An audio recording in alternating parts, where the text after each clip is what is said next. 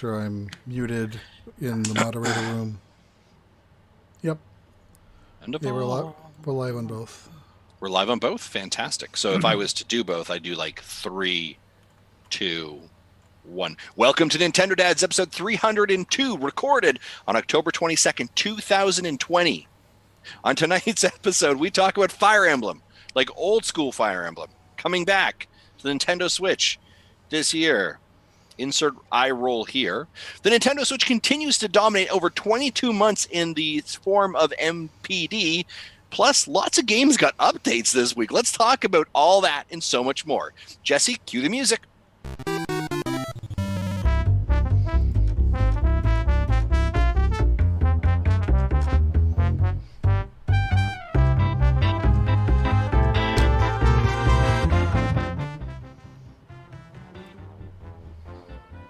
Something happened to the music? I turned it down because someone's supposed to talk now. Well, I never heard it. Oh. It was coming through very squelched on my end. Justin, do you hear the music? Oh, it's squeaky on my end too, but I can now hear it. But it's very quiet. Well, yeah. But anyways, we're in the show, Marty Estes. Yeah. Hey, welcome to Nintendo Dads. It's October 22nd, 2020, and we still can't record a freaking podcast. In beta. Still in beta. 300 episodes later, we're still in beta. Guys, it is so good to see you guys tonight, and we're going to break down a ton of Nintendo news that came out, including Nintendo shadow dropping news about a brand new old Fire Emblem game that apparently a lot of people are excited about, or something like that. But before we do that, around the horn here, I want to hear how you guys are. Justin Masson. Hey. How's it going, man?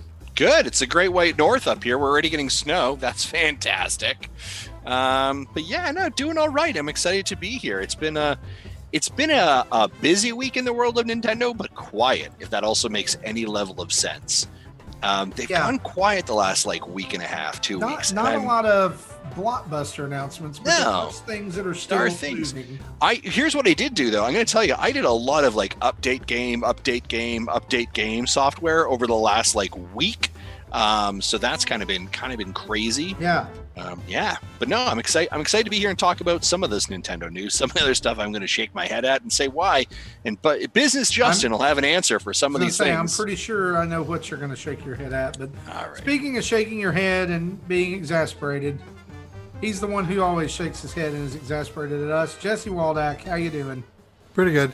So I don't know if you listen to Megadad's show, but they normally spend their banter talking about how old they are and how things are smelling different or whatever. I have my I'm getting older moment, is that I got a new pair of glasses that are progressive. And if you don't know what that means, you probably know what the word as bifocal. Really? Because I was thinking you're a progressive kind of fella. So is that what they call them now? Progressive lenses? Yeah, because it isn't just one prescription on top, one prescription on bottom. There is a middle ground where it kind of blends. And so basically, my old glasses are 100% far view prescription. The new ones, the top sections are, but then the bottom is pretty much like a 20/20 slight magnification for close-up reading. So I pretty much use these when I'm gaming on the couch with a handheld. Okay. Because I can't play the Switch with my old ones on, but I still will watch TV with them just fine. So the new ones will let me do both without having to take them on and off every time. Nice. So I thought I'd share that little piece of news. Fun fact: 16-year-old Marty had bifocals because my eyes are terrible. Now I wear contacts because they got better. See, I can't put eye drops in my eyes, much less a finger. Just jab yourself in the eye a few times. It's okay. Yeah. So speaking of better, let's talk about some news and other fun stuff. Hit the button.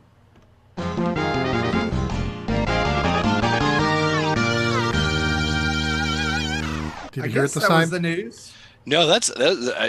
I'm sure the people listening sounds absolutely brilliant. For us, It sounds like you're literally doing the sound effects at the bottom of the ocean, under a boat, inside of a tin if can. you're on Twitch or YouTube and you're watching us live, let us know. Is that coming through? Because it's sounding really funky over here. Well, Speaking if of, it's sounding crappy, then the whole show's probably crappy. If it's coming Well, out it on the was other before side. we started the sound effects.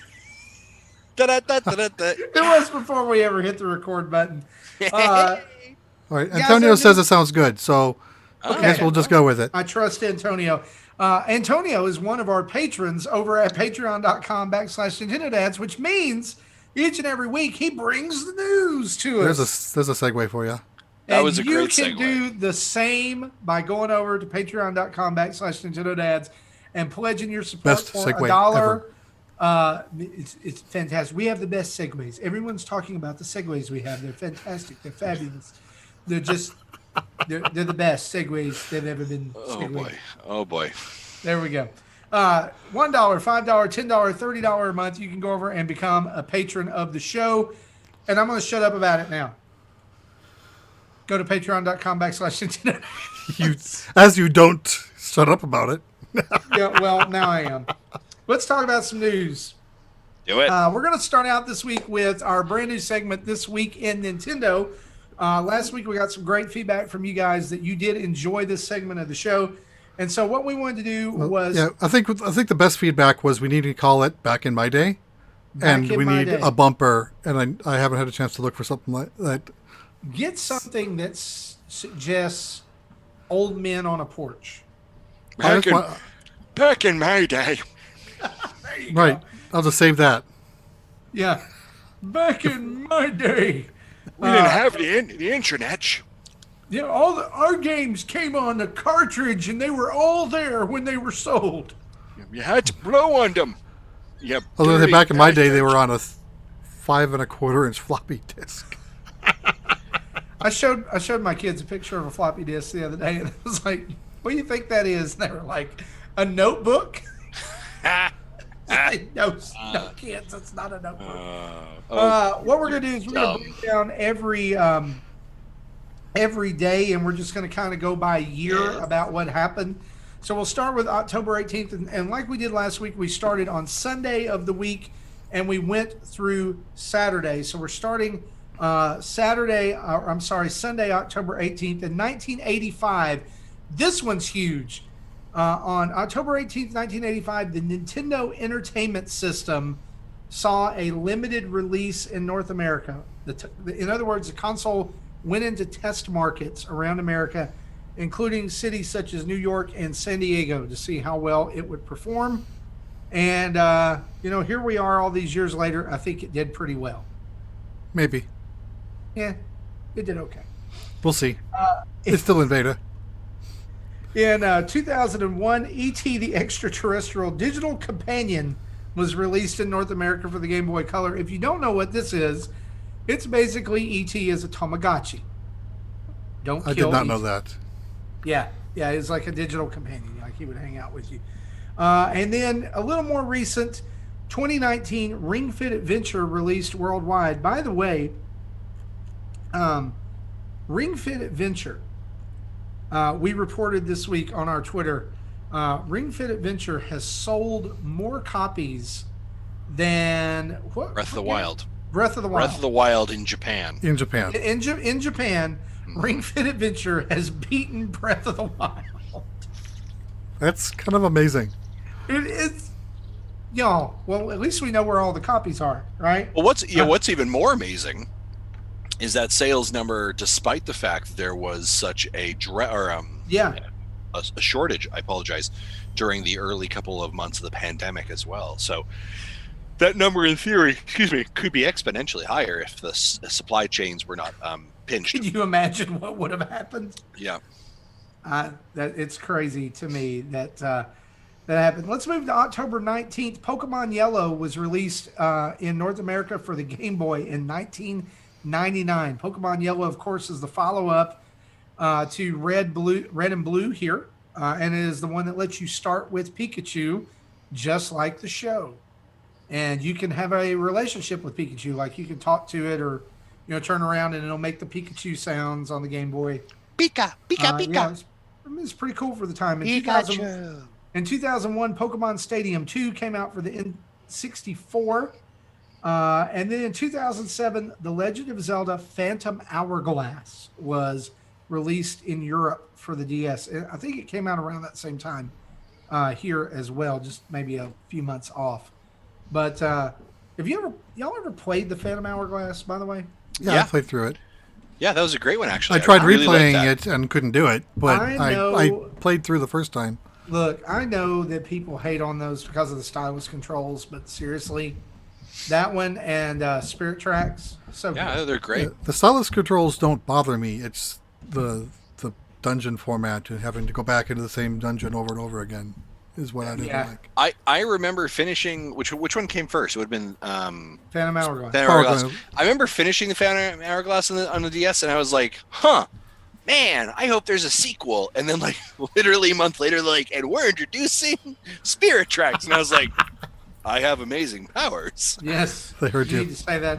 You need to say that about a Waluigi coming to Smash.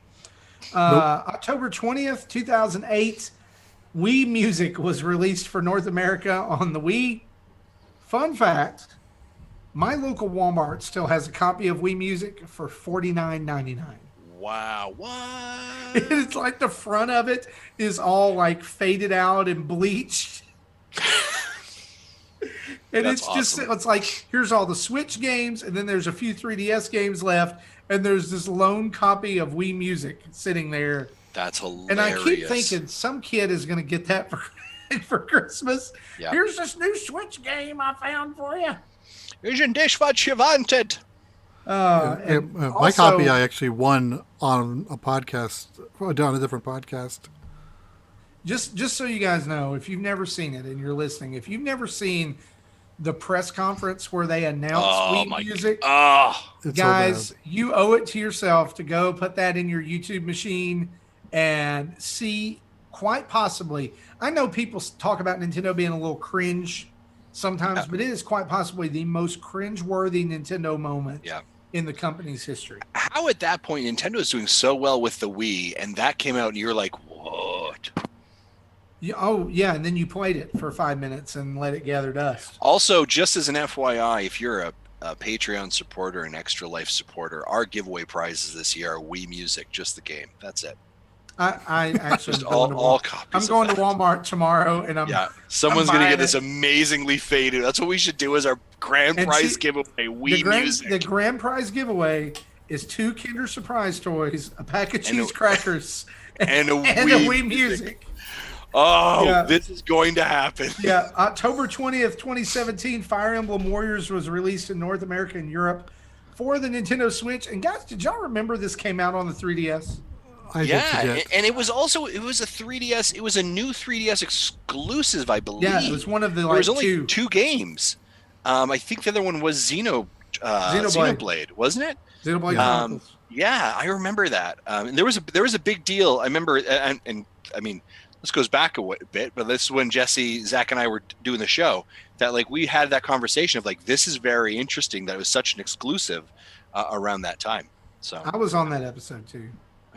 Were you back then? I came in before on the 3DS, before the Switch was announced. I know, but like the 3DS episode, because you're saying this came out on the Switch. They both came out on the same day. Oh, really? Oh, well, sure. Yeah, look at them. Both came out on October 20th. Oh, okay. 2017. It's okay. It's all right. Yeah. October 23rd. The only thing really noteworthy that happened there was that the Game Boy Color was launched in Japan in 1998. I remember getting a Game Boy Color for Christmas the year it came out, and I had no clue they existed. But my parents bought it for me, and I remember the game they bought for me with it was Bomberman versus Wario. Wow. That's a game I don't think I've ever heard of. It's like Bomberman with Wario. Huh. Yeah, it exists. October 22nd, nothing of note happened in the West. It's all Japanese, and we're kind of skipping over some of those. But October 23rd, 1998, this is a really super important day. Super Mario Brothers 3 is released in Japan for the Famicom. It would not come to the U.S. for an entire calendar year past that. That's crazy. Which is nuts. Also, this one's for Chris Logal. 2009 NHL 2K10 was released in Europe for the Wii. And in 2015, The Legend of Zelda Triforce Heroes was released for the 3DS. Nintendo, if you're listening, let me just give you some words of wisdom here. Stop releasing multiplayer Zelda.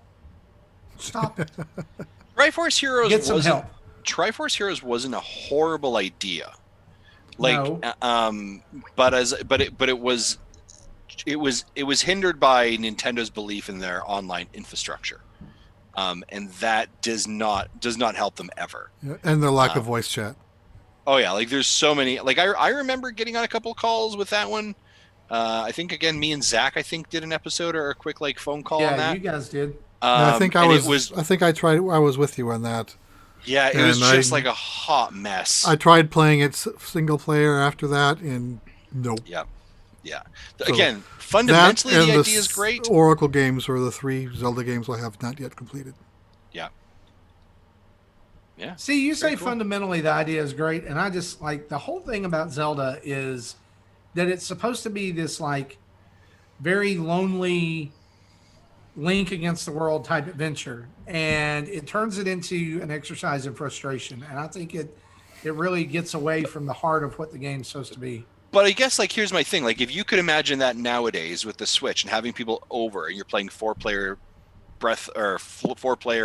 Zelda co-op dungeon together, it becomes like Overcooked with Zelda, right? And that sounds like an awesome amount of fun to me. I think that's your great definition for, of like, awesome is different than mine. Oh, it definitely is. I think that sounds great for like another IP. Like, yeah, well, and make it its own thing. we should do one.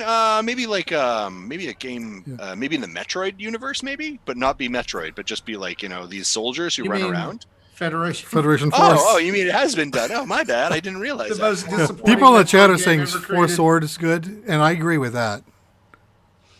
Yeah. Okay. Well. It's kind of like there's a Kirby game too that came out in the Game Boy Advance, or maybe it was in the DS era, that where like you controlled a mob of Kirby Mass Attack.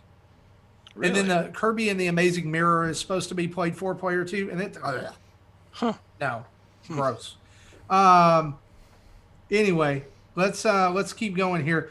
On October 24th, finishing up that week, we'll just mention this one. 2014, Bayonetta and Bayonetta 2 are released in North America and Europe for the Wii U. That's crazy. Yep. And we were probably on like episode 3 at that point. Probably. That sounds about right. You know what's crazy about that, guys? You think back to that, and Bayonetta 2 was a Wii U exclusive. Yeah. My Back crazy when- thought about it is, where is Bayonetta 3? Nowhere. It's Like, what is going on with that thing? and this wasn't in our show notes, but I think it's a good time to bring that up. Square Enix was quoted this week as saying that coronavirus, literally, this was their quote, halted all operations, like that we were unable to do anything. Yeah. During COVID-19. Now they're back up and running some, but y'all think about that. That if that Square Enix, which is a super developer, saying that, how hard it is for other devs, and I'm not saying that who is it that does Bayonetta? Is that Platinum? Platinum. They're not. I'm not saying that they're small potatoes or anything, but I'm just saying if like Square Enix is coming out and saying, "Hey, we struggled," then I think that's indicative that there was a lot I think more smaller struggle teams than are people let on. probably less. It's less of an issue for them than the bigger teams. Well, I do wonder that. Like, I do wonder if, like, there's a, the smaller the team, potentially the more agile the ability to do things, right? Like, if you have a small development team of 3 or 4 people versus a mega corporation and the infrastructure that has to be put in place to do that, versus like, hey, Mark and Bob just worked down the street for me and we're just throwing stuff over Google Drive. And again, let's start with this. 100% making video games, super hard. I have never made one. I am only a connoisseur and an enthusiast, so don't come at me. But what I'm saying is that, like, there may be, like, I think smaller teams may not have been as impacted. I remember speaking to the developers of What the Golf, And I said, how did it impact you guys? And he said, it impacted us a bit, but not overly, right? We are already kind of doing some virtual work. We were already able to kind of pivot. So it wasn't a huge deal.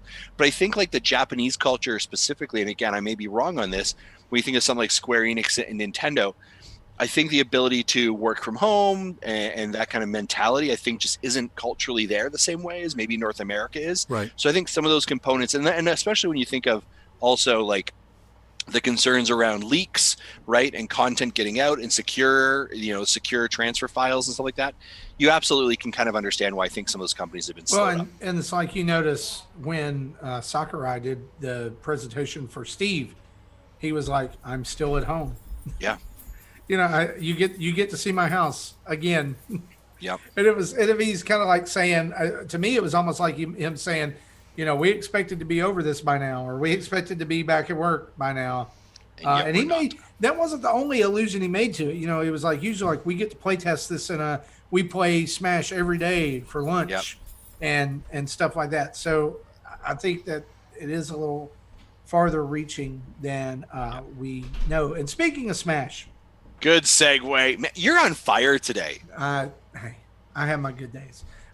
Super Smash Brothers, of course, about a week or so ago was updated to 9.0.0, introducing Steve and Minecraft World and lots of other things. A new update has been published this week, 9.0.1. This mainly was bug fixes and animation fixes. Basically what it fixed, Steve and Alex had some problems where they could clip through the stage floor. But Steve also had a victory pose.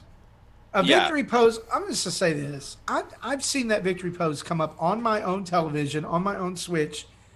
And until someone on Twitter suggested it, John Blanco, I did not see what everyone was seeing. Yes. I think it's all in the mind, but basically there's a victory pose that Steve did where he would eat steak and then he would hold it in a region of his body that made it look... Well, he was just holding it at his waist, but the camera angle skewed it. Yeah, I mean, like, if you've ever played Minecraft and you are, like, looking at somebody and they're holding a steak in the game, that's what it looks like. Yeah. It could be lifted straight from a Minecraft game, but the angle makes it look like his penis. Let's just say it. I mean, third just get it out there. We're all adults. Third Strongest Mole just said some people need to get their minds out of the gutter. I'm a little but the unfortunate part of it is that the moment you see it, you can't unsee it. And and I'm actually a little bit shocked it actually got through QA.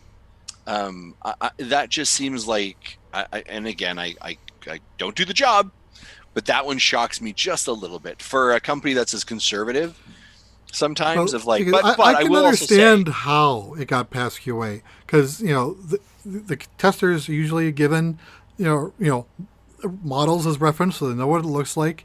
They're given a list of things that it should do, and then they're trying to make it do things that it's not supposed to do, and those get fixed. So they saw this and they said, "This is in the specs. It's good." Yeah. That's a good point. The model's on. Here's the thing. The pose is on. It's just a weird camera angle. Hats off to Nintendo, though, for looking at it and saying, you know what? Yes, this could potentially be damaging. We don't want it to tarnish the image of us, Smash, Sakurai, Minecraft, Microsoft, whoever, right? And they just went ahead and removed it. Now, is it on them? I don't think so. I think it's on people who see what they want to see. But sure, that's totally my opinion, and you can take it or leave it. But it's out there. You can update. Mine is updated. Let's just go down the list here. What else is updated? Fortnite updated and added ghosts. Yeah. So there's a Fortnite update. The other actually really big one that I kind of wanted to sit in this pocket actually is Outer Worlds got their big patch. So Outer Worlds came out in early June by Private Division and Obsidian. And one of the biggest feedbacks from it was that the graphics were not well, the render packs were not great. And I'm going to be honest, I picked it up. I played it for about 2 to 3 hours, and my opinion of it was I like what's here, but I know that this is not this is probably not what they want to be showing us. This is not the image they have in their mind. And they were very quick to say, we do have a patch in the works. So I actually just kind of shelved it, and I said, I'm going to wait for this patch to come out. The patch came out this week. Also, by the way, on the back end of the patch, they also said, by the way, we're having a big sale if you're interested in now picking up the game. So if you haven't picked it up, you may want to pick it up now digitally. Convenient. Yeah, very Bottom convenient. line, is the game playable now? It is playable now, and it was playable before, but it just Okay, then is it better?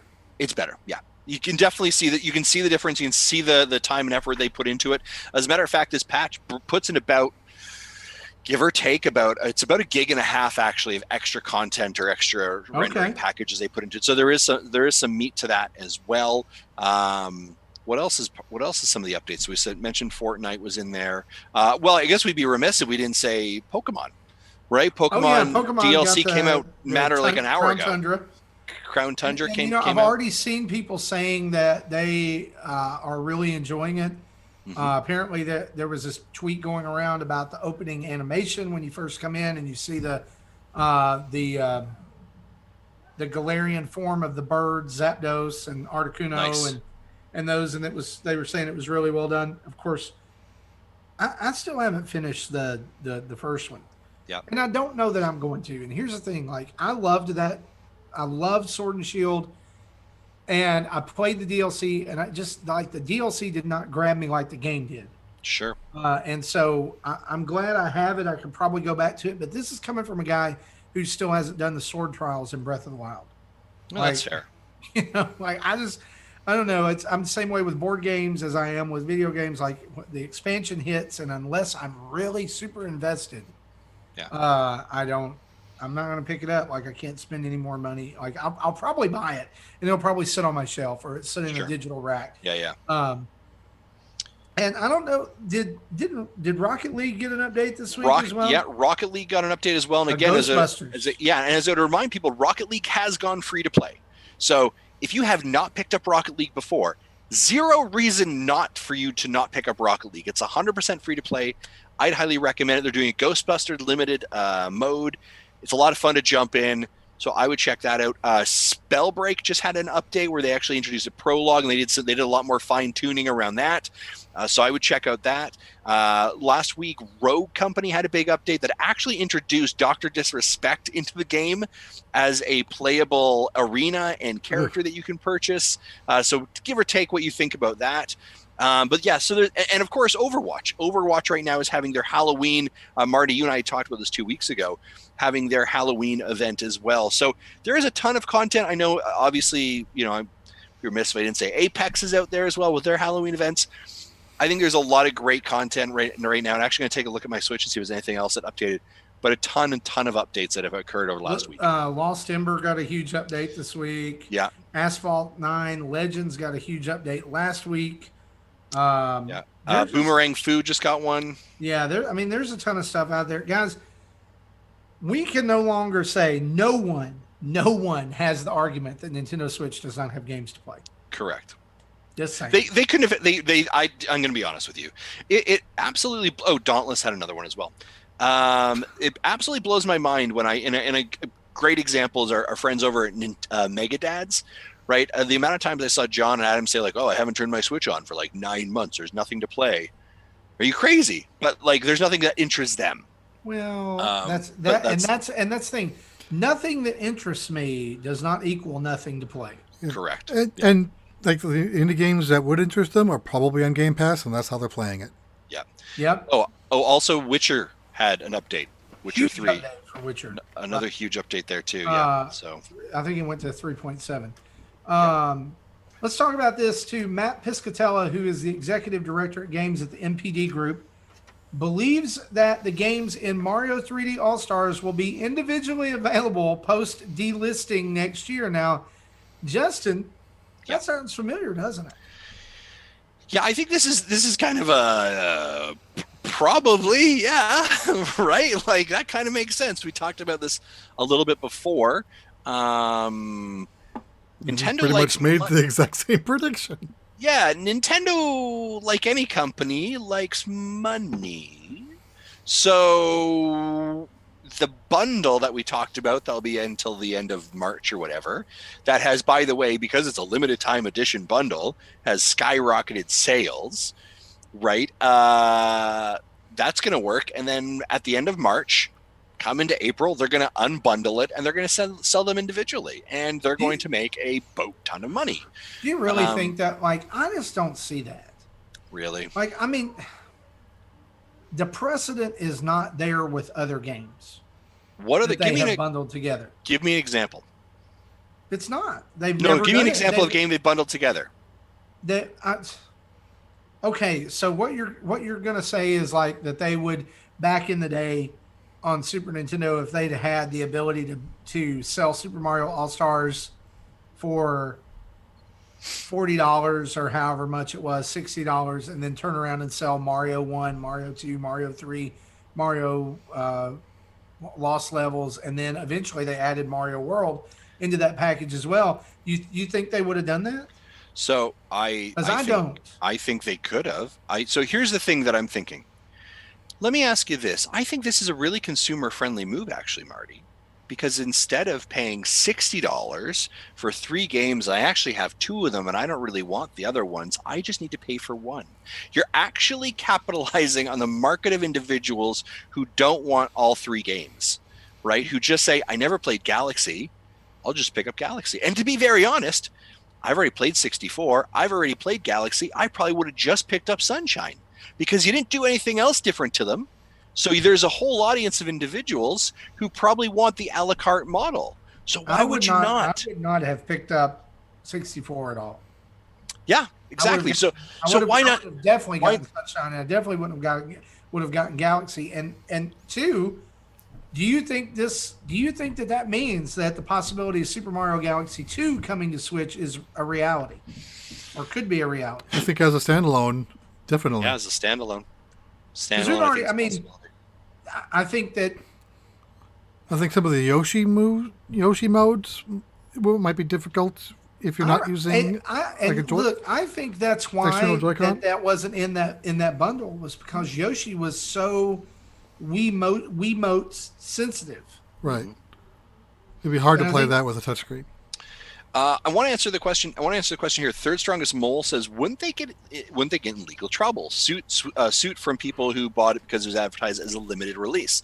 Well, actually, that's really tough to say. I don't want to say. I'm not going to put on my. Here's the legal cap. Third Strongest Mole.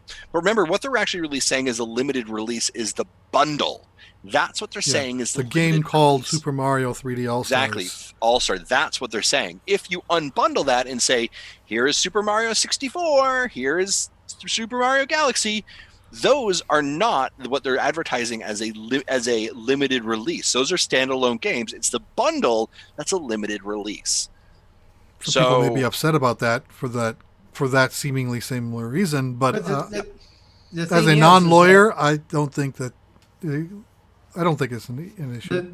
The layman's explanation of that is I don't think that they could do it because they're not going to call it Mario 3D All-Stars. Mario 3D All-Stars as a bundle is gone, but now you can buy Super Mario Galaxy for Nintendo Switch. Correct. So you don't have a legal to stand on there. Right. By the way, I just wanted to say this since we're in and around the topic of sales. Mm-hmm. If you don't believe the Smash bump is real, Minecraft is number 4 in the eShop again. Wow. Right now. And Minecraft Dungeons is in the top 20. It's 16. I was going to ask you where that's at. Yeah. I know Roger picked up Minecraft for the first time just because it's in Smash. You guys know what the number 2 best-selling game on Nintendo Switch is right now? This is no surprise to a ton of our community. It's Hades. Oh, yeah. That's crazy to me. It's so good. Killer Queen Black in at number 6. I love seeing that. And again, so Killer Queen Black at number 6. And here's the thing: is I don't disagree that is an amazing game, but you know what they're doing very well is they're understanding how to play the Switch eShop sales game. Yeah. Reducing that thing down by like 90%, getting it on sale for like $2, and that rockets it back up into the spot. How many of us were like tweeting, if you got $2, you need to pick up this game? Absolutely, right? So. It's such a no-brainer. We've seen a lot of developers do that. I put out a Twitter thread or I retweeted a Twitter thread about a week and a half ago about a developer who did like 15 tweets about what he learned from being on the eShop, running sales and stuff like that. And again, you know, say what you will about stuff like Jules and the folks over at Atui Games, right? This is a great example. Their games go on sale a lot, down to like 99 cents, and they're easy to pick up. But what happens is it bumps them right back up into that eShop conversation. When you have so much content that's coming out every single week, 25 to 30 games, to get lost in that eShop is so easy. If you can drop a sale and it catches the right bump and it rockets you up to like a 15 and number 10 on the sales chart, you're going to have more exposure. You're going to be more likely to make the money back. It's a little bit of just playing the optics and the analytics. So, yeah. No, I completely understand. I completely get that. And let's talk one more thing about sales while we're here in the area. You mentioned it in the intro to the show. NPD Group was saying as of this month, Nintendo Switch has been the best-selling console in the United States for 22 solid months. 22 months. Yep. Now, I know there's a lot of people out there who will probably try to explain this away. And they'll say things like, well, it's the end of Xbox One and PS4 life cycle. Well, yeah, it is. But on the other hand, my response to that would be, well, here's all these sales of Nintendo Switch that could have been those consoles, and they're not. Right? You've got some overlap, I'm sure, already, but what would have been in the gap? Would have been, oh, I have a PS4. Well, instead of buying a Nintendo Switch, I'll buy an Xbox One. Or I've got an Xbox One. Instead of buying a Nintendo Switch, I'll buy a PS4. But the other thing is just, I think that it's important to look at here. Just, y'all, it was this week, by the way, and I hate that we missed this. It wasn't in the notes. We should have mentioned it. Just this week, 4 years ago was when we saw our first commercial or first glimpse at what Nintendo Switch would be. It was the NX reveal, right? Yeah. And it was like it launches in March, and here's what it does. The rooftop party, Karen? Yeah. Oh, yeah. Karen. Karen at the rooftop party, right? And so it was like the first look at, holy crap, Skyrim is on here. Like, going back and watching that video now is so surreal because it didn't give us any answers. It was like, that's Skyrim. That's Mario Kart. You know, that's a brand new Mario. What's going on? And then by the end of 2017, we knew all of it. And so it's just that since the reveal on that, Nintendo has been so good at being on brand, trying new things, but also supporting a very loyal base. And they've just been a juggernaut. Well, I think go ahead, Jesse. I apologize. I think I said really early on, like shortly after the Switch launched, that this is going to move more units just because you can have multiple in a house where you wouldn't have 2 or 3 Wii U's, but you'll definitely have 3, 4, or 5 Switches. And and especially with funny you say Animal that, Crossing, we that have happened. 4 in our house. Right, and I had 4 in my house before the first year. Yeah. Well, and here's a really interesting part about it. So 22 months. So give or take, that's about what? 22 months back. So we're a year Almost and 2 10. years. Right. So we are just into January, I guess it would have been, right? Would have been January of 2019, coming hot off of December of 2018. 2018 was when we had Smash Brothers come out. And then shortly after that, and this is where things began to speed up, they began to introduce the Switch Lite, right? That became a real game seller and a game changer, right? Was when they introduced the Lite. And then the Switch Mode 2, which boosted units as well. Correct. And the other part of it as well is as we as early adopters get in, like, oh my gosh, there's Breath of the Wild. And it's always important to have games at launch to play. And Nintendo did that really well. But what Nintendo did incredibly well, and one of the reasons why 2020 as a Nintendo fans felt very disjarred, is that they set up 2018, 2019, and 2020 really well for their games. You always had bangers. You always had something to play. And so if you look at the second to third year life cycle of a console, this is actually when it's really got its legs under it, right? This is when there's a lot of games out there to choose from. There's a lot of different things. Popular franchises, again, think Breath of the Wild, think Mario Odyssey, think Smash, think Mario Kart 8, think Splatoon 2, think like all these games you want. that there is the library has built it, right, built to a really substantial level that early adopters are beyond that, and now it's the kind of casual gamer who's like, oh, I was waiting. You start getting better games because, you know, the 2 or 3 years into a new console, you have games built from the ground up for that console, not just oh crap, this was supposed to be in this game, this system will port it. Yeah, and so it's got its legs under it. So then people are more likely to move. And what's happened is that the franchise that they pull the trigger for has finally happened. Smash Brothers is a great example, right? Smash Brothers, people probably really waited for that. That's the one I'm going to wait to get a Nintendo Switch in. Bang, and then they're in the market, and then they just continued to move with it, and they continue to go really fast. That's why, again, for 2020, as Nintendo fans, now despite the fact that Animal Crossing has sold gangbusters, right? 3D All-Stars has sold incredibly well. They've had an okay year. The interesting thing will be going into November. And the reason, again, of course, as we've alluded to, is we have PlayStation 5 and Xbox with new consoles releasing. There are a couple things for us to be very aware of. Nintendo absolutely could actually still come out of November still being the number one spot for 23 months in the year, or 23 months in a row.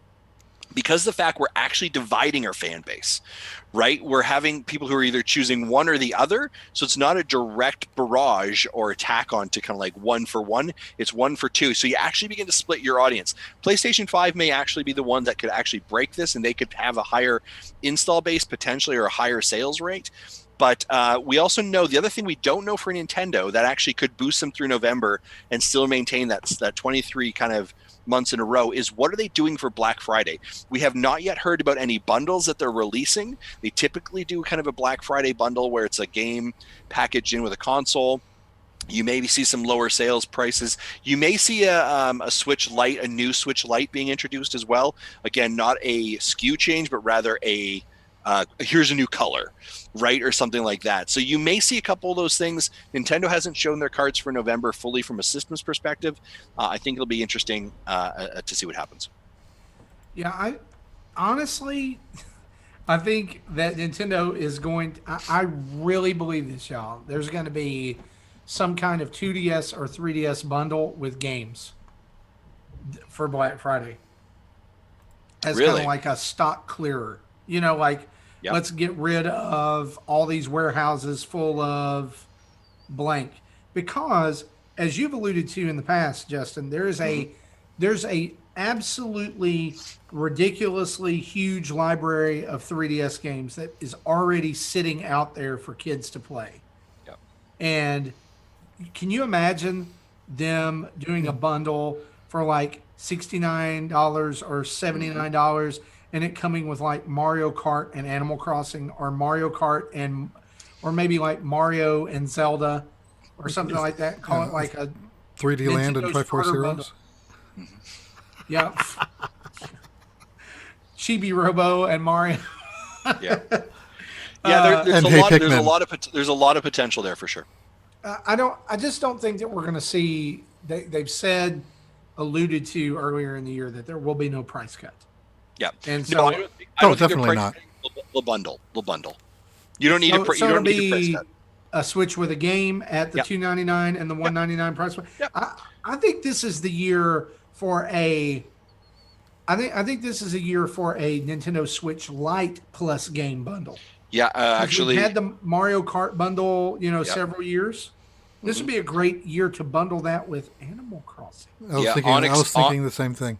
Yeah, Onyx Music in the chat just said, "I'll tell you what, if they release a Switch Lite bundle, we're getting two of them." Here's the thing: I have been shocked. So here's what you do. Like, this is all Nintendo needs to do to win November, and I don't mean to be a smartass. November 1st, press release, Animal Crossing, Nintendo Lite Switch, special edition, different SKU, nice kind of teal, Animal Crossing pre-installed. You're done. For $199. For $199. You are done. Yeah. Absolutely. You would rip it apart. You know what else I'd love to see them do? November 1. This launches on November 20th. Sheikah Slate, Nintendo Switch with Hyrule Warriors, Age of Calamity installed. Yeah. With brand new Joy-Cons. You want to talk? I'm talking about people going out and going pre-order crazy? Yeah. Yeah. How Because they here's did the thing.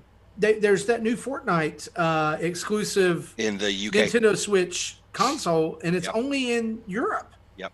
And it looks awesome. And it has these brand new Joy-Con colors and the back plate and all that. How they did not do, and it blows my mind, how did they not do a Mario All-Stars 35 Lite or console SKU or Joy-Cons or controller, like all of that? We're about to get deep into that when we talk about this next game. Yeah, we absolutely so will. That's a great segue. You look, boom, boom, boom, boom. Let's go. So today, Nintendo woke us up with the shadow drop of Fire Emblem, Shadow Dragon, and the Blade of Light, which is coming to Nintendo Switch on December 4th. Now, if you've never heard of this game, let's rewind and go back. I will say I'm not a Fire Emblem like fanboy at all, but I thought the way that they did this reveal trailer was fantastic by showcasing the history of the game.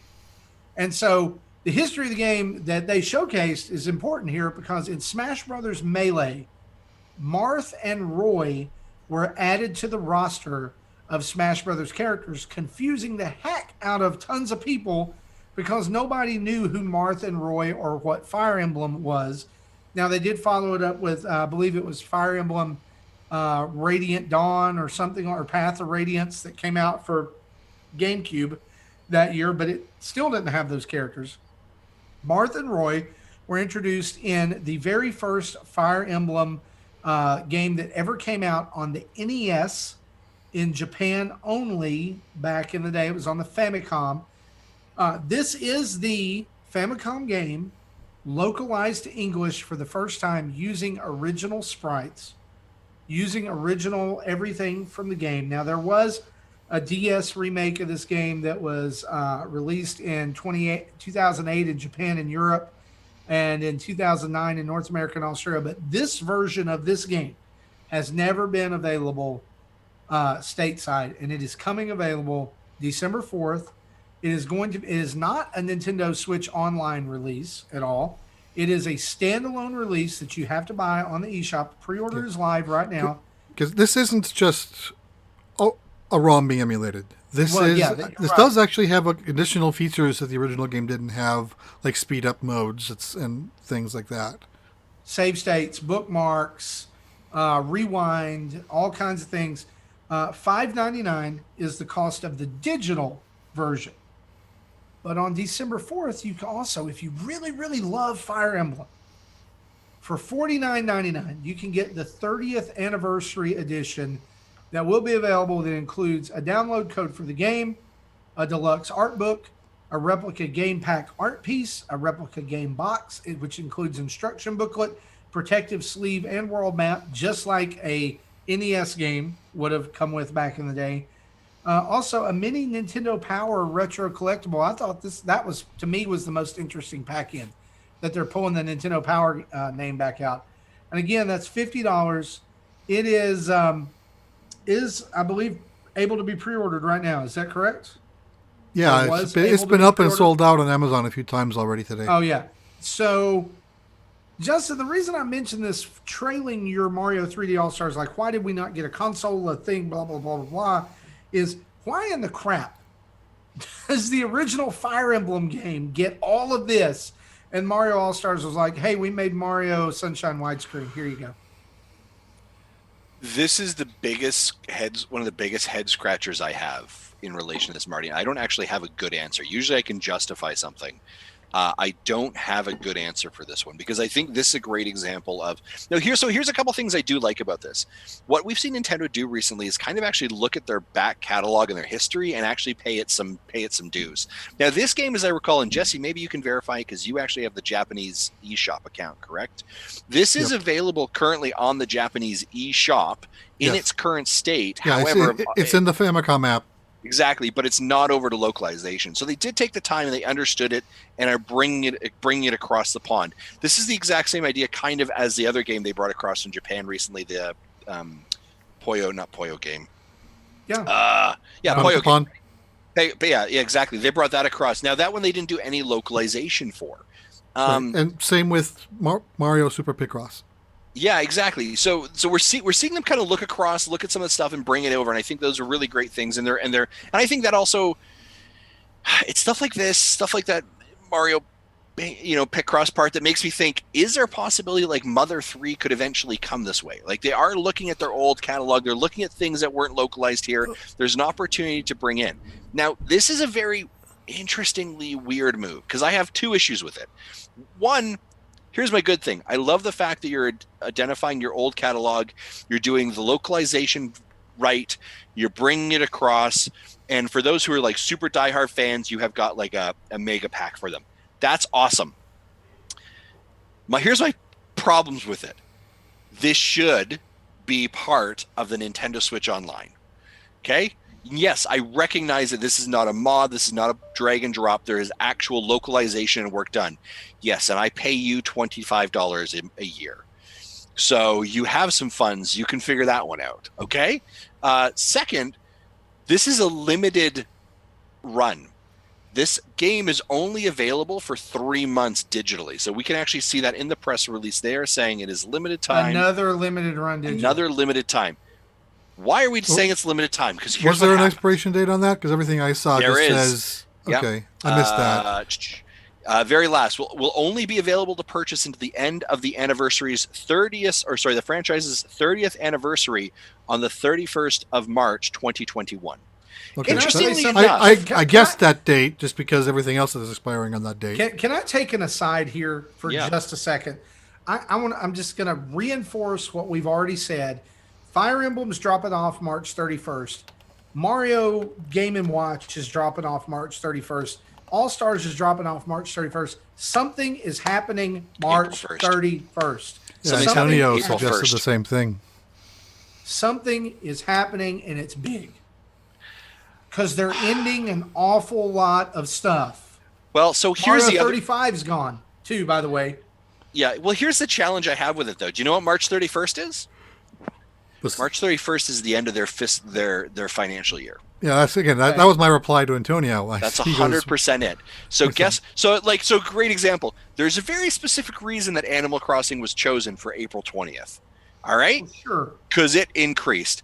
Guess what's going to happen? Just as we're getting near the end of March. By the way, these will be coming off the eShop. These will be coming off the eShop. Reminder, reminder, reminder. And guess what? All of a sudden, when you believe that there is a lack of stock, what do? I will pull the trigger on that. I don't want to be the person who doesn't buy. And so what's going to happen at the end of March is that Nintendo's going to get like a bam. And what they're actually doing here is they're doing the Disney Vault. Do you know what I mean? This is the Disney Vault in every aspect. Get it now, or Pocahontas goes in the back of the vault for 7 years, and you never know what's going to happen. But I do want to think about it. Here's the interesting thing. Nintendo is looking more and more like they're understanding their IPs and celebrating those anniversaries. Mario 35, Fire Emblem 30. Next year, Metroid actually, I believe, has a 35th anniversary as well. So does Zelda. And so does Zelda. So is Nintendo becoming a little bit more aware of the nostalgia of their IPs and actually bringing them into the fold? That's a very interesting perspective. I think if you're a big Fire Emblem fan, this is like awesome. And here's the thing. I'm not a big Fire Emblem fan. You all know I don't like Fire Emblem. But I was like, $5.99? I'll probably pull the trigger on that. Why? I don't know. Here's the other reason why. Because it's a limited edition. That's exactly why. And it doesn't logically make sense, but I'd probably do it. Yeah. If I was a Fire Emblem player, those replicas look nice. And I would buy that just for the replicas for $50. Do not spend $5.99 on this. No, I probably won't. Do not. You're never going to play it. No. Listen, let Marty speak some sense into your life for once. All right? Do not buy this. You're not going to play it. It's going to be like Fire Emblem Three Houses. Didn't you buy that? You never played it? I did. No, I didn't. No. I bought the Fire Emblem on the 3DS and played 5 hours of it and said, no, too much talking. Way too much talking, not enough shooting. Guess what? This one is the super permadeath one. It's really hard. No. Don't buy it. Yeah. You're going to hate it. Probably. And you're going to come on the show and you're going to complain about Fire Emblem. I already do. If I don't complain about Fire Emblem, I'm not satisfying my My God. I could not care less about this game. Chat in YouTube and Twitch. Are you guys excited about this Fire Emblem game? Are you guys going to pick it up? Let me know in the chat. I want to know. I know that there are some people who in our Discord were very excited about this game. Yes. John Blanco was one of them. I think Dan was excited about it. I just I don't know. Now, if they let me tell you what would make me excited. If we're talking about Japanese games being ported over, if they did and I know this is never going to happen, but here it is. If they did a version of Super Mario Brothers 2 that was the original Doki Doki Panic. Yes. $10. Let's go. I just want to have it. And I know that for some people that are doing Fire Emblem, that's what they're like. They like Fire Emblem. That's why they're going to buy this. Yes. This will be, I guarantee you, this will be top 10 game around the time it's released. It will be top 10 on the downloads because it's Fire Emblem, it's nostalgia. Where I have an issue, and we can get into this on another show because I think it's a big topic and it would take too long, but I think Nintendo has been artificially manufacturing Fire Emblem's popularity for a while. I get it, but I think it all feeds into Fire Emblem Heroes, and Fire Emblem Heroes on mobile makes them a butt ton of money. And so they're going to try to take that and translate it to console stuff. And so you've taken a previously like a C tier franchise and you've elevated it to S plus. Yeah, Fire Emblem over the last several years has got a shot in the arm, right? I mean, how many Fire Emblem characters are in Smash? Come on, let's think about this. We all made a joke about that for I've been on half the show. The roster. Look, since I've been on the show, we've gotten Fire Emblem Echoes on the 3DS. We've gotten Fire Emblem Warriors. We've gotten Fire Emblem Three Houses. Now we're getting this game. We've got Fire Emblem representation again in Smash. Where's Metroid? That was exactly my next where's F-Zero? Where's some of these friends? I mean, Nintendo's got where's Star Fox? Mm-hmm. I know that yes, they got a game on the Wii, right? Metroid's right here. Wii U. Metroid got a game on the 3DS. Who cares? Fire Emblem's gotten 4 games and tons of representation in 4 years. Yeah. We're let's spread some love out to these other franchises. You know another franchise or just another character who's just getting cheated right now is Wario. No WarioWare. And I challenge you to find people who did not like WarioWare Shake It for the Wii. Mm-hmm. It was a fantastic platformer. We need more of that. The art style was fantastic, played great. Come on. I see. But no. What will happen is we'll get more Fire Emblem. Yeah, I see a couple people in the chat here. Again, guys, also thank you for being in our YouTube and Twitch chat. Greatly appreciate it. I see Malik saying this game already was made for the 3DS. BUG6410. It's the cool. difference Maybe get it is- at some point. So the difference about this versus the DS game, this is $6. The DS game sells for $120. Yeah. David says maybe get it, but won't get the collector's edition. And Malik JC makes a great point. Fire Emblem is bigger than Metroid, right? And I've made this argument before, is you've got to go where the sales numbers are. And Fire Emblem absolutely makes bank. There's something about that franchise that just does really, really well. And Metroid traditionally hasn't. And so that's a challenge. But your belief is that they're making artificially. No, what I think is that it's hard to have popularity in a series when you only release a game every 5 or 10 years. Antonio Contrario makes the most important point ever that literally ends this conversation. And this is why I love him. He just says, we need more Donkey Kong. Yep, 100%. He's my favorite Patreon person. Absolutely. You can't have favorite patrons. Shh, I just did. You can't. You boom, cannot do number it. one. You can't Number do it. one. Can't do Number one in my heart. All right, let's move on before you stick your foot in your mouth.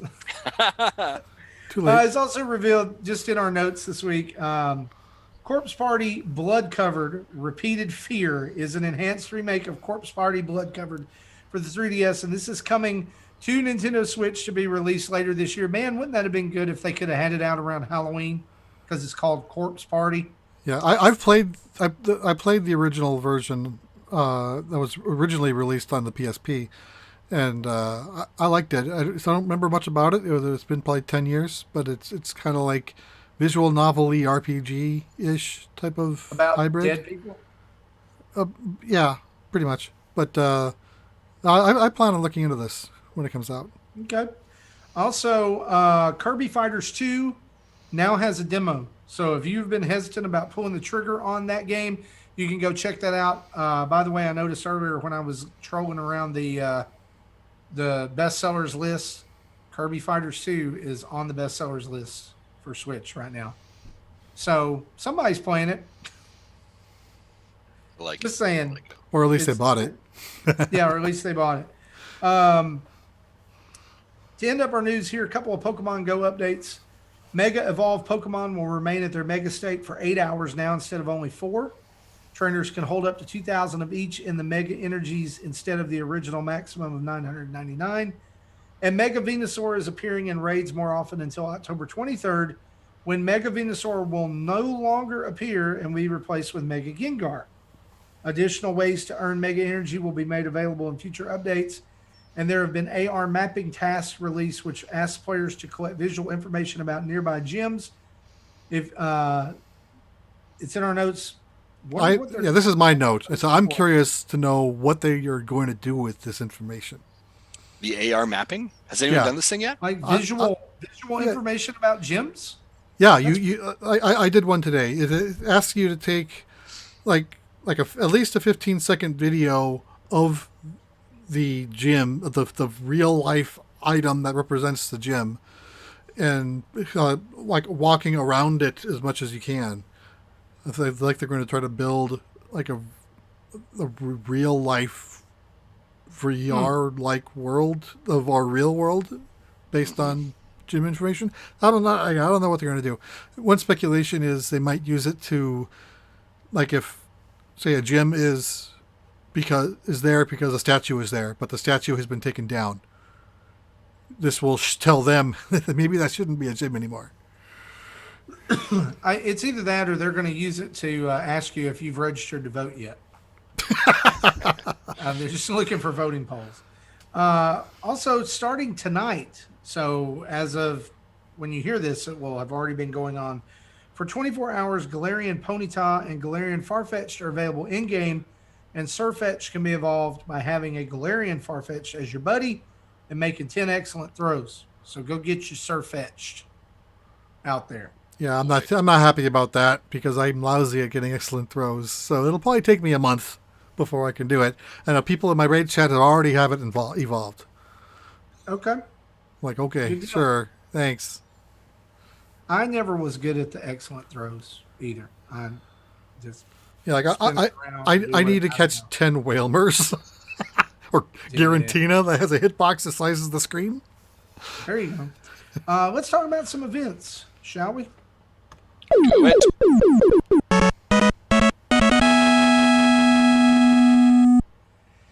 All right, guys, this coming Friday night, so tonight when you hear this, if you're listening on Friday, is the Dinner Table Show number 12 at 10:30 p.m. Eastern for all patrons on Discord. If you would like to be a part of this, you can shoot a message over to Tim. During this episode, the appetizer will be Retro Rewind, what we played this past month, and what we will be playing the coming month. I think the game was Demon Crest. It was Demon Crest, but you get to help decide what the November game is joining the call. The main dish is going to be about balance. In other words, what do you do to find time for work, home, and hobbies? And side dishes are brought by the guests. Whatever you want to discuss, you bring it to the table, and you get to bring your side dish. And you can join the dinner table conversation. All you have to do is be a patron of the show at least the $1 level, which is the opening level, and be in our Discord community, and you can join in because it records on Discord. All right, so all the audio comes in through Discord. And to do that, all you would need to go is to go over to patreon.com/Nintendo Dads or patreon.com, search Nintendo Dads, and there you are. That's right. You do a good job of that. Thank you. Commercial. I appreciate that. Right. And also, we just talked about Pokemon Go, but the Halloween 2020 event is going on right now. It starts October 23rd, goes through November 3rd. Ghost-type Pokemon appear more often in the wild and will be hatching more frequently. Gengar and Sableye will be wearing costumes. Galarian Yamask will appear in Pokemon Go for the first time. And you can complete a special research event, a spooky message, which will help Professor Willow uncover the mysteries surrounding a Pokemon. Spiritomb will again be an encounter from the special research with a chance to be shiny, and Darkrai will be featured in 5-star raids. And then you can complete Catch Mastery for the Ghost event Sunday, October 25th from 8 a.m. to 10 p.m. Drifloon will be appearing more often in the wild with a chance to be shiny. Exclusive timed research will be available. Complete event exclusive field research to encounter Ghost-type Pokemon and earn Gengar Mega Energy.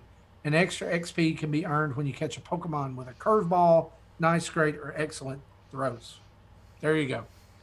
Guys? I would. Those are a lot of incredible events. We've talked about some Halloween events also. But Marty Estes, we would be very remiss if we didn't talk about Extra Life 2020. That's a huge event. Speaking of events coming in 2 weeks, because in 2 weeks from now, Marty, 2 weeks from now. 2 weeks. 2 weeks, 14 days. Yeah, so let's talk about how this is going to work, all right? So you can head over right now to extra-life.org and search Nintendo Dads, and you will find our team. Mm-hmm. We have a team goal of $3,500. You can donate to individuals in the team to help us reach that goal. And during that time, any donation that's made to anyone on our team will be entered in giveaways. And we're going to be giving away some pretty cool stuff. This year, we partnered with PDP, who is an accessory producer for Nintendo Switch. They make controllers and cases and all kinds of stuff. And they are sending over a box full of goodies for us to give away. Also, we are graciously providing a package of cheese crackers and a couple of Kinder Surprise toys for you 100%. for one lucky winner. And also on Marty's desk this week, an empty water bottle. We can give one of those away as well, and a tape measure. No. Here's the really important thing. We need you to donate so that we reach our goal, so that we help sick kids. That is the number one reason we do Extra Life. And this year, for the first time, Extra Life begins on Friday morning at 8 a.m. with me. We will go 24 hours. Somewhere during that 24-hour period, Tim is going to join in, and our time is going to overlap, and Tim is going to go 24 hours, and then I will drop out, and somewhere along the line, Tim and Justin are going to overlap, and they will go 24 hours until Tim drops out and Justin finishes the stream. So what does this mean? Here's what we're saying to you. 48 hours of continual Nintendo Dad streaming coming at you. Tim is in the chat saying, no. He says, I come in on Sunday. It goes Marty, Justin, Tim. Marty, Justin, Tim. Yeah. It's okay. It's okay. It's late. It's been a long day. So here's the deal. I'll start out on my own. There'll be a time where Justin and I overlap. Justin will have some time on his own. Then there'll be some time where he and Tim overlap, and then Tim will be on his own to finish out our 48-hour marathon Extra Life stream. During that, here's some things. During that time, we're going to be trying to play some community games with members of our community. And so we've made a list of some of these games. Hopefully, we're going to be playing with you guys: Overwatch, Fortnite, Jackbox, Mario Kart 8, Rocket League, Splatoon 2, Apex Legends. Well, we hope we're going to be playing Apex Legends. Well, someone hopes. Smash, Animal Crossing. Tim and I are going to team up. Well, the original, actually, we're not. Tim and I were originally going to team up in WWE 2K Battlegrounds and run for the tag team title. But now that he's on Sunday, that's not going to happen. Others: Marvel Ultimate Alliance, Snipper Clips, Overcooked 2, Minecraft, Mario Maker 2, Castle Crashers.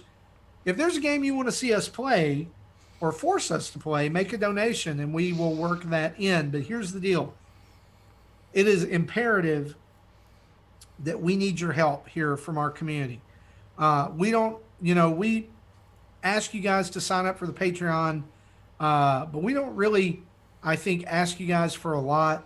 And we don't ever want to do that. We don't intend to like always be begging for stuff from you guys, but really this money is not for us. It's never going to be for us. It's for kids like my daughter who was in Le Bonheur hospital. It's for kids who are in the hospitals everyone else are playing for. And that's why we do it. Is really for these kids. And I'm going to make a couple statements here. If you're a person who's like Patreon and you're like, I already subscribe and, I already give you money and I don't have that ability to budget on that and money's tight and I totally get that. I'm going to make an ask of you. I'm going to ask you to send that money over to Extra Life. It's okay to it's okay not to subscribe to us for a month or two. If you can send that money over to Extra Life, do that. That's where that money needs to go. So Fantastic. I highly suggest that. Here's the second part. Gentlemen, I think in our group of cohorts here, I think I'm kind of, I don't want to say I'm the CEO, I'm the director, I'm the boss, but I think we kind of get that, right? We get that feeling, right? Okay, I like to make crazy decisions on the fly. Oh, boy. Are you ready for this? Is he tipping over the tea table already? Right? Ladies and gentlemen, you donate to our Extra Life campaign, you're going to be entered in to win a Nintendo Switch Lite. The Nintendo Dads will be giving away a Nintendo Switch Lite, and we will have that sent to you. So, ladies and gentlemen, that is our promise. Every single donation, every single dollar, you will get an entry to win a Nintendo Switch Lite. All right? And we will send that to you. And also, don't forget, PDP stuff, Nintendo Switch Lite, and every year, we give away a free game. Absolutely. We will give away free games. We will give away some, usually some swag if we get more stuff. So ladies and gentlemen, we are making a very large effort in this year. Marty is doing a fantastic job. Tim is doing a fantastic job. We are teaming up and we want you to be a part of that. All right. So if you can, that would, Nintendo Dad voucher. Thank you, Tim. There's what I was looking for. God, I love that guy. He's so good. He's so good. He's also panicking right now because I just said we're giving away a Nintendo Switch Lite and he's probably freaking out. Right. So on our team right now is myself, Justin, Tim, and Antonio Contronio. Yes, Antonio. Man, I love him. That's why I love him. I love him for Donkey Kong. I love him for Extra Life. Right now, we are at $604 raised already of $3,500. Yep. And so, this is like we're going beyond just, hey, donate during the show and Justin will take his shirt off. It's possible. That can happen. We are going to be talking a lot more about this in the coming weeks. And actually, the show on November the 5th, is actually our official Extra Life kickoff. And then streaming will begin the following morning at 8 a.m. We are working hard to make sure that it's going to be good. And we want you to come along and participate with us in helping kids have a better life. Seriously. It means a lot. And I say this every year, but as a parent who had a kid in that situation, the care we received at the Children's Miracle Network Hospital was unparalleled. They took care of my kid, but they took care of us too. And so I really appreciate every donation. Yeah. If there is something for this community to rally around, I think as parents, this is it. Yeah. This is our thing, and we're so happy that you're part of this community and you can help us. And whether you're able to make that donation or whether you're just able to join Marty, myself, or Tim or Antonio on a late night, right, as we're tired, the eyes are dragging, please popping in the chat, being like, "What's up?" Right, whatever that is, we appreciate you. So thank you. We're excited about this. More information will come up on our YouTube channels, on our social media feeds, the whole 9 yards. Ladies and gentlemen, Extra Life 2020, Nintendo Dads, we are going to beat the Mega Dads again for 5 times in a row. Yeah, 5 times. 5-time champ. Right? Woo! There it is. And usually, taking some feedback from last year's Extra Life, a lot of people were saying, I would start on Thursday night with the podcast or before the podcast and go until the next night. And they were like, because of that timing, we can't participate. We can't watch. So this year, starting at 8 a.m. and going all night into Saturday morning, I want to see some of you guys there. I want to play some games with you guys. It's going to be a great, great time. So, yeah, let's talk about what we've been playing. Do it.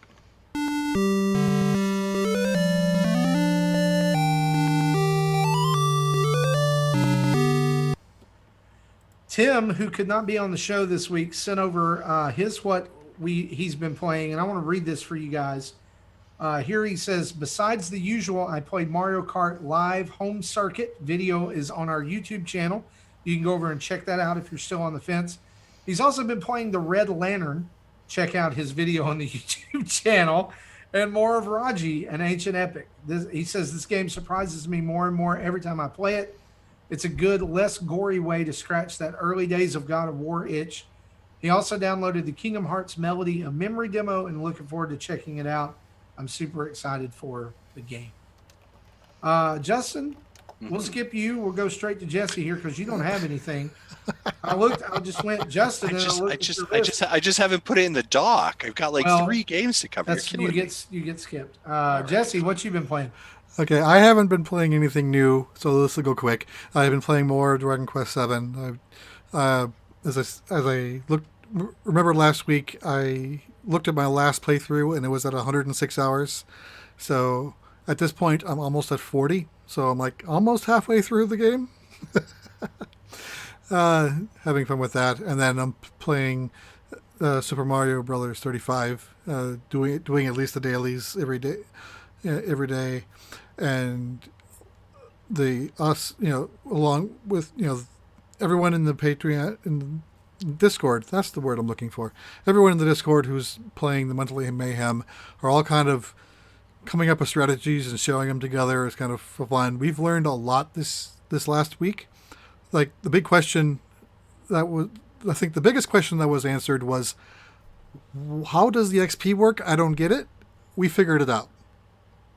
It's literally the number of coins you've earned at the end of a game, plus bonuses for rank, plus bonuses for winning, turns into your XP.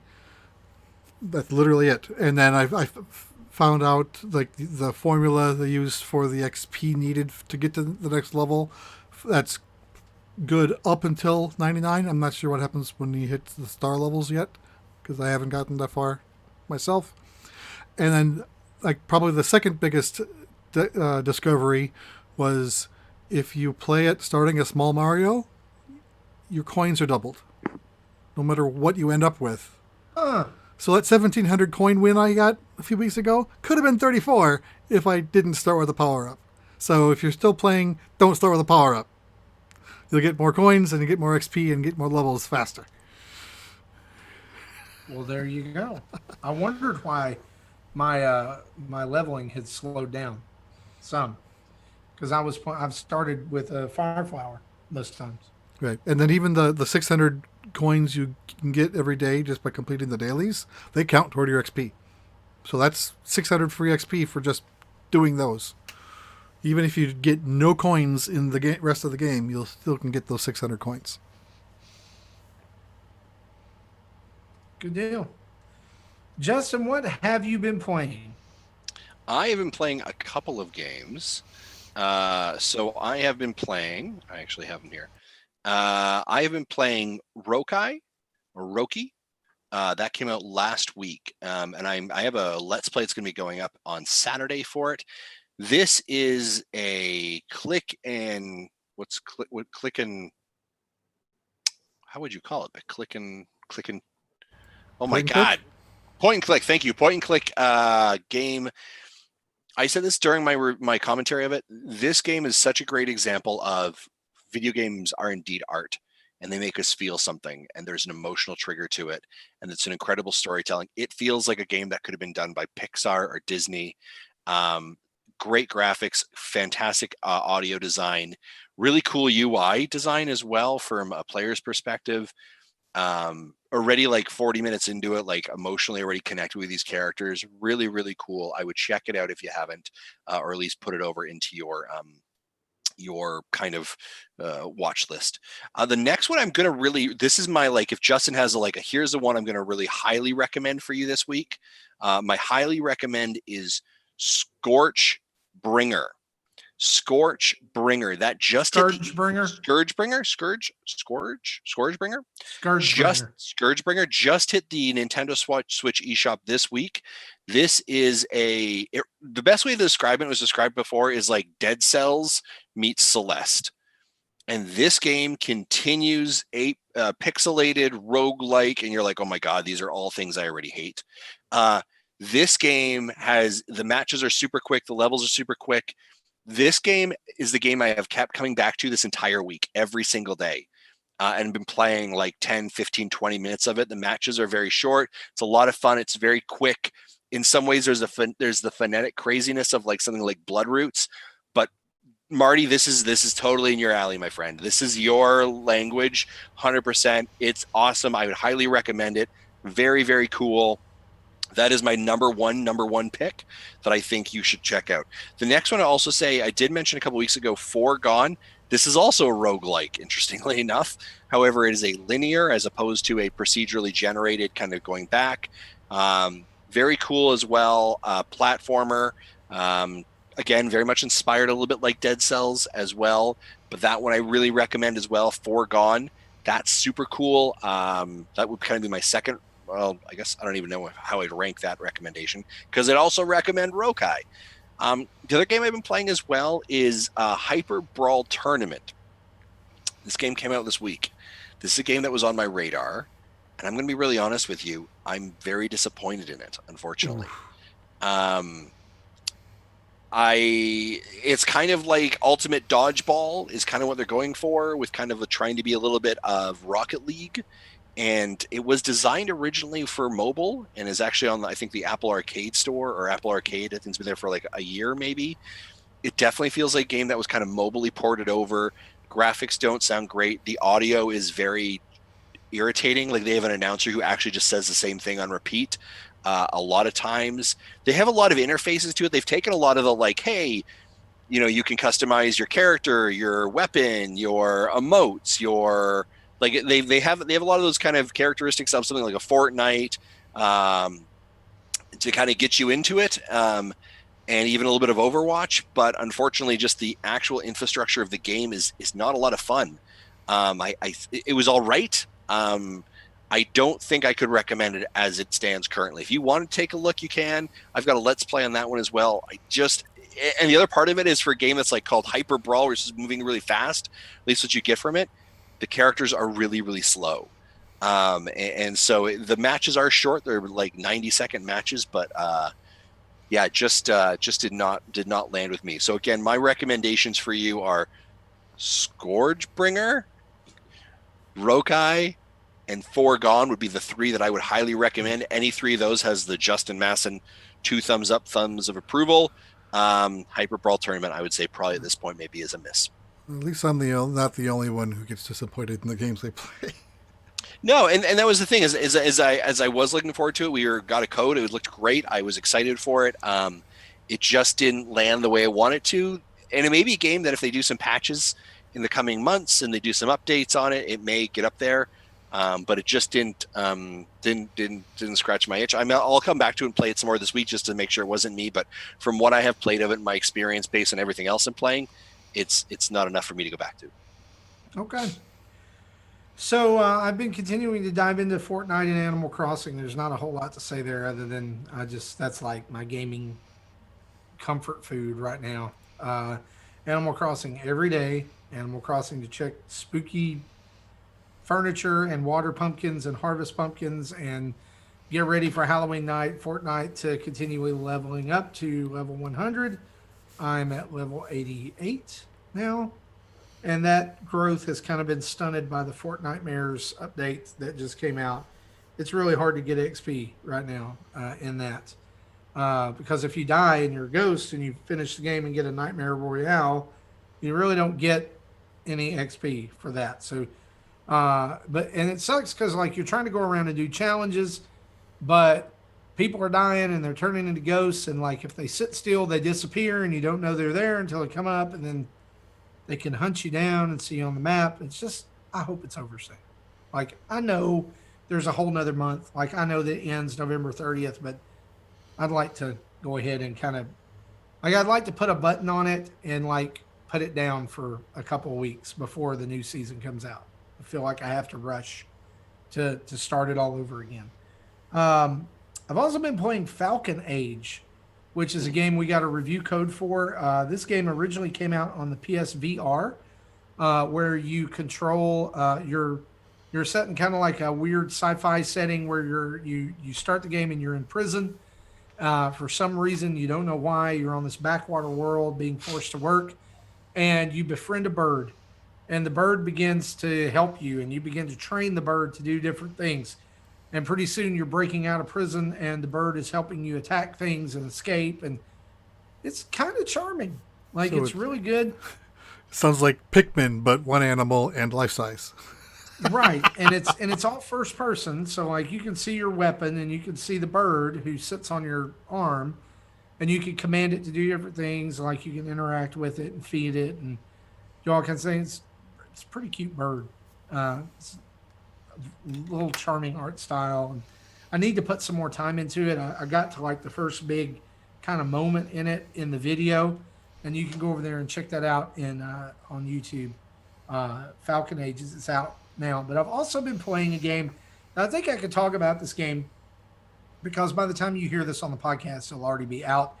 And that is Transformers Battlegrounds, which is being released from Coatsink and Outright Games. Now, you guys may remember Coatsink Games they have released another title on Nintendo Switch.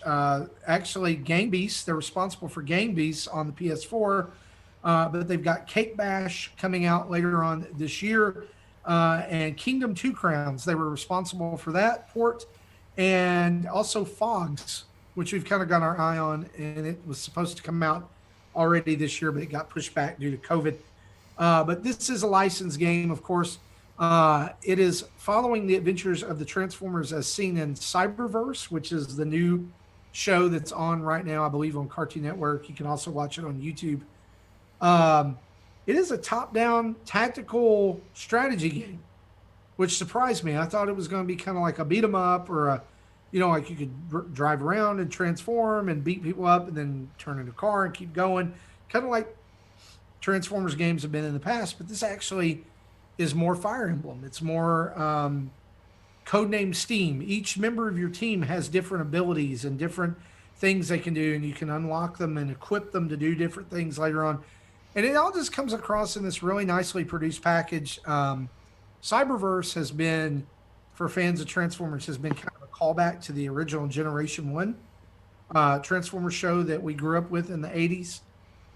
Especially in some of the ways the characters are voiced and their mannerisms and things, while also introducing new characters and doing a pretty good job of that. And I had a lot of fun with this game. I plan on playing it all the way through. I don't see why anybody wouldn't. But here's the thing too, is like, I think you got to be a big Transformers fan. Like, I don't think anybody's just going to pick it up and be like, oh, Transformers. I think it's going to appeal to a certain subset of people. But what I do love, and this is kind of a parenting thing here, I love that it is, it's accessible enough that kids can play it, but it also has some meat to it so adults won't get bored later on. I mean, when you first pick it up, it's very rudimentary, but it does have some strategy, like pairing up with Overwatch and cover that can explode or cause you to take damage, but you can push it around and use different so how similar is the gameplay to Mario and Rabbids? Actually, I would say it's pretty similar. Okay. Great question. That's a plus.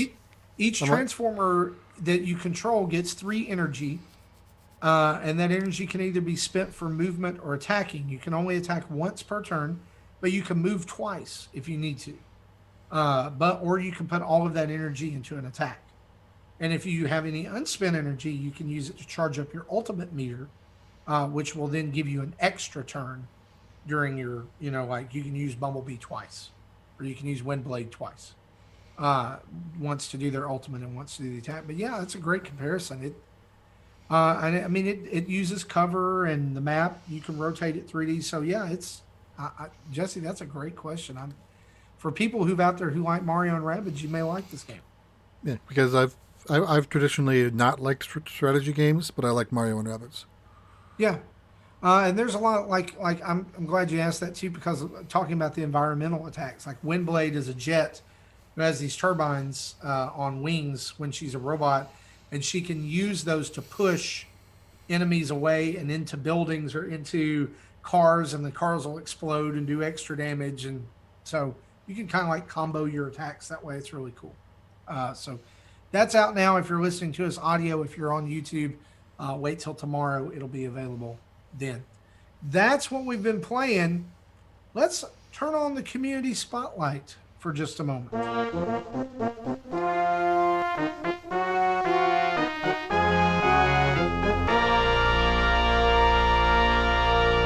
So before we get into our questions, let me take just a moment to go aside here.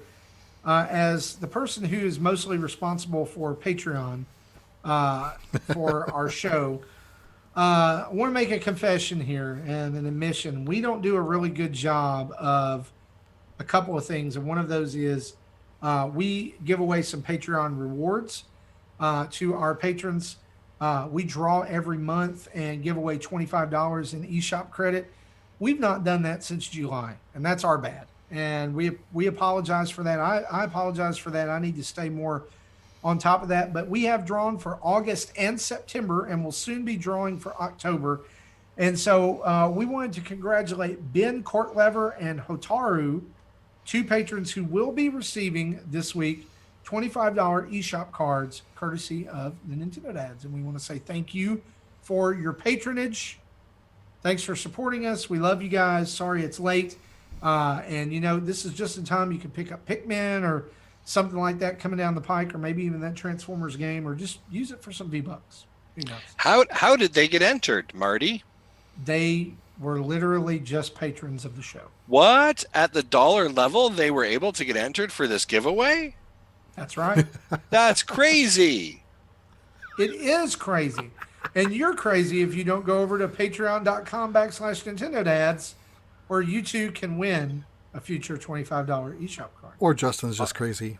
And so Ben and Hotaru, if you guys will contact us and let us know, one of the things that we need to know is we do have international fans. We need to know what region your card needs to be for. So please send us a message over on Patreon. We'll try to reach out to you, and we'll get that eShop credit over to you. Question time. Do it. Question time. This question comes from John Zablanc, and he says this: what makes a Game of the Year contender a Game of the Year for you? What does a game have to do to get your top spot? Ooh, good question. That's some tough questions. I think for me, there's a couple things there. I think it has to stay with me. And so what I mean by that is it kind of like, whether it's the gameplay, whether it's the loop, whether it's the story, something has to have like resided, has found a connection with me. I think the other parts of it is also just fun, right? What's my memory associated with it, and the gameplay loop. Yeah, it's more or less my answer as well. It's just if it catches my attention, keeps my attention throughout the whole game, and just simple. If it just doesn't piss me off, there's very few games, surprisingly for me, meet those criteria. Like this year is probably only 3 or 4 games that I can think of. I'll have to go, I'll have to go back and see. I do this every year when we do Game of the Year. I literally have to go back to my show notes and see what I played to then figure out what I liked. Mm-hmm. Because I play a lot of things that aren't released this year, so I don't count those. Like I said, I played 8 Dragon Quest games this year. I think for me, it was exactly what Justin said. If a game sticks with me and I don't want to stop playing it, or I want to continue to delve into it and like get at least close to 100%, it's Game of the Year. For me, that was, I know It, 2017, it was a tough question because you had both Mario Odyssey and Breath of the Wild in the same year. For me, I had to give the edge there to Mario because I'm more of a Mario fan, but I can't sit back and say that the game of the year was not Breath of the Wild. It was both, and I know you can't have both, but if we can score a game 11 out of 10, then you can have 2 games of the year, right, Justin?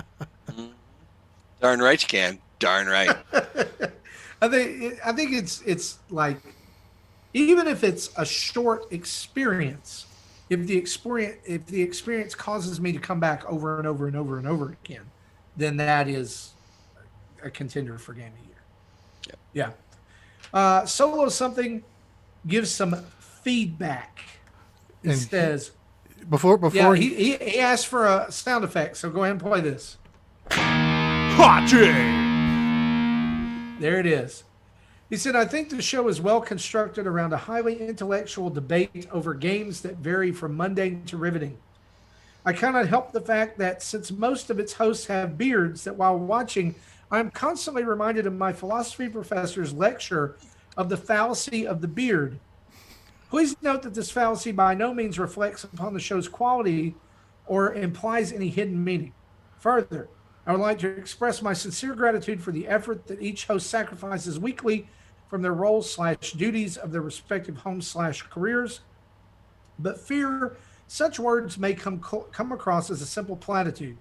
Thus, I instead show support as a patron of the show to illustrate my words in action to ameliorate any thoughts of me being a dilettante of a listener or a podcast subscriber. To that we say, thank you. And I think we have our show title. I think so. Dilettante of a subscriber. No, Fallacy of the Beard. Ah, yeah, Fallacy sure. Look at I like it. Yeah, I like it. Go. Good job. Jesus Amada says this: I'm a pretty big Fire Emblem fan, but re-releasing and translating an old Fire Emblem game again with hardly any updates, I feel like the DS version was better, yet still difficult to get used to after the amazing GBA games. I'm more interested in the fact that Nintendo has been reigning in the home console area and has sold consistently for almost 2 years straight. What a time to ride the wave. He asked these 2 questions. Can the next Nintendo console be similar or better, or will we see another dip in a Nintendo home console? Then he asked, will Nintendo try for a more mobile console than the Switch a la Switch Lite, or will the Switch Pro be the new home console? Have a great show. Here's my 2 cents on this. Yeah, go ahead. I don't think that Nintendo can ever go back from a hybrid model. I think it's proved too popular. I think it has shown the best of gaming in both worlds, both home and abroad or mobile. And I think I almost think it would be almost company suicide to go back at this point. I think they are going to have to address the power issues eventually and the battery life issue. I'm willing, I will sit here and tell you, I am willing to pay Xbox One X or Series X PS5 prices for a mobile device that switches back and forth. I'm willing to pay for those upgrades. And I think a lot of us would be too. But I just don't see a path back to one or the other. Yeah, I agree with you. I think the base model will always be a hybrid from here on out, and likely similar to like iPhones, where you can choose to upgrade or not, and the games will still work. Just may work better in the new ones. Eventually, there'll have to be some deprecation going on, but that we're talking like 4 or 5 years out, or probably more than that. But I think a version that is like basically dock only is not out of the question. It just won't be the primary item. It'll be probably the higher tier item, similar to how the Lite is the low end item. Yeah, it's the same idea as like you can get the iPad Mini, or the iPad Pro. Which of these would you prefer? Right. And they have like four different flavors of iPhone 12s. Yeah, exactly. And it's all, and they all still do this kind of the same thing, right? With just some slight tweaks. So, yeah, I don't think they'll adjust. They'll go back to a handheld and home console. I think it will always be this kind of hybrid model for them. And yeah. Yeah, absolutely. Richard Escobar. Hey, team. Really like the Nintendo timeline. Keep it up. Maybe calling it Back in My Day with an old person's voice. How did that go, Justin? Back in my day. Nice crazy eyes there at the end. Thank you. I enjoy that. Shannon Eno says, what is the first Nintendo game that you can remember falling in love with and that cemented your love for Nintendo video games? For me, it was the original Legend of Zelda. I played it at a cousin's house soon after it came out and couldn't put it down. It was the most amazing game I had ever played and caused me to beg my parents relentlessly for an NES, which I finally got that Christmas. Sorry if you've all talked about it before. I'm pretty new to the podcast. Love the show and the Discord group. Keep up the good work. Shannon, welcome. Welcome indeed. And listen, no question is ever too old. If we've covered it, we'll cover it again. Darn right. Right. For me, Mario, Super Mario Brothers. Never seen anything like it. I played. My arcade experience was like Millipede and Centipede, and like maybe Donkey Kong. Maybe I played Donkey Kong. Mainly, it was like whatever was up front at the big lots while my parents were checking out, and Right. if I could bum a quarter off of them. But then I went over to my friend Jason's house, and he had Rad Racer and Super Mario Brothers. And Rad Racer was okay, but Mario Brothers, oh yeah, I needed that. I think Super Mario got me in, but Super Mario 3 is what locked me in. Okay.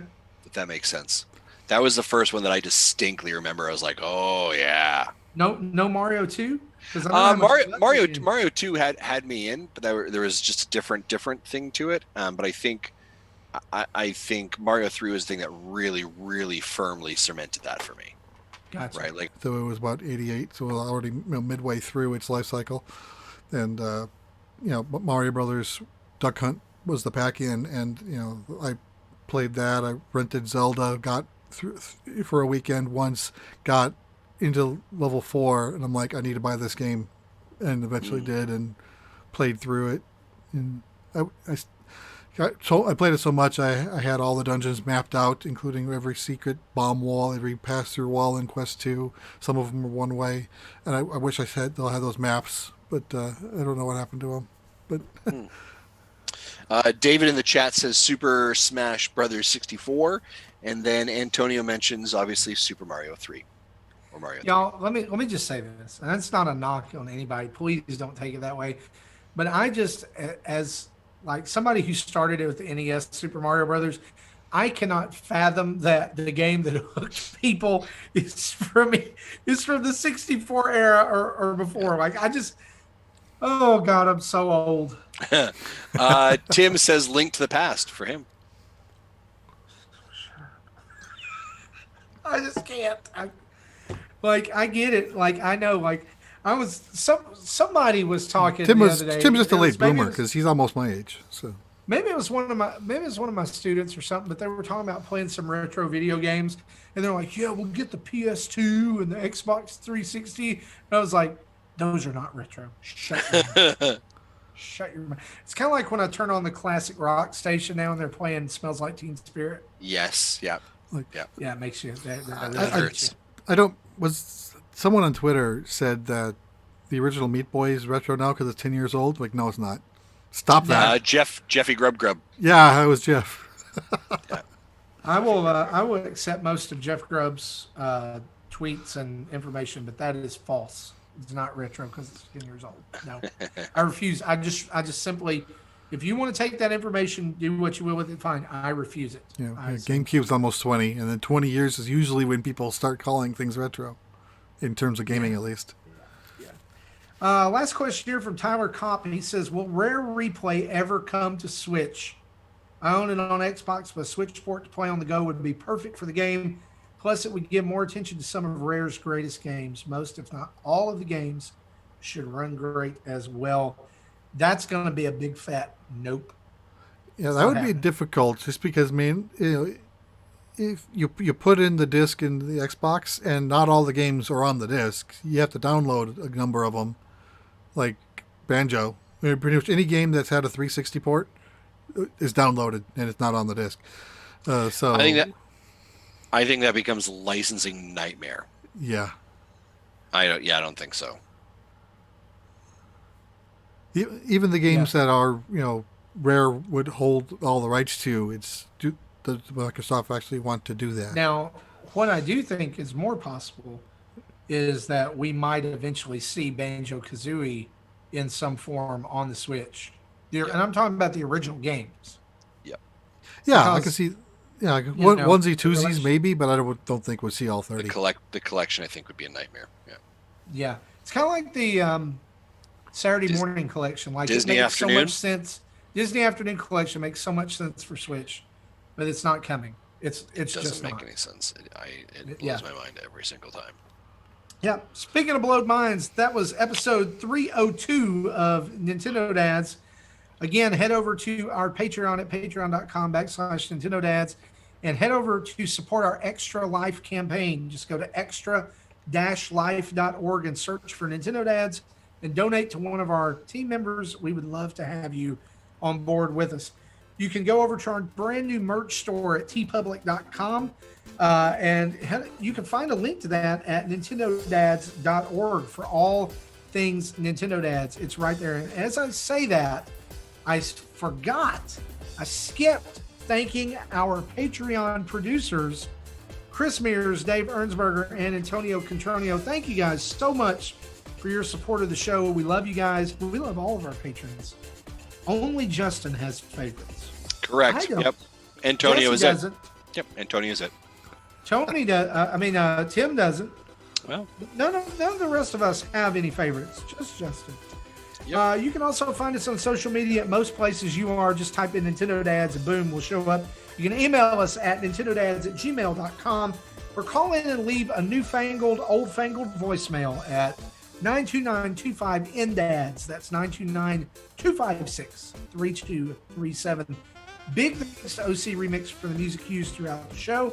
And we want to remind you guys, download us on your favorite podcast app of choice and give us a 5-star review and some words. Write something nice. Talk about how Justin's hair looks nice.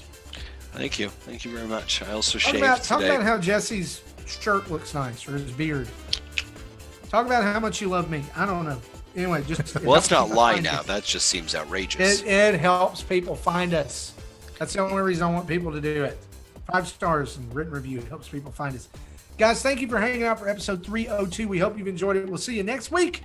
Bye-bye. Bye-bye.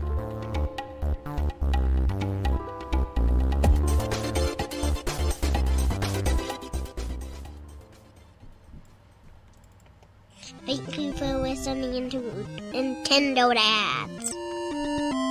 I don't know what animal this is or what Pokemon this is,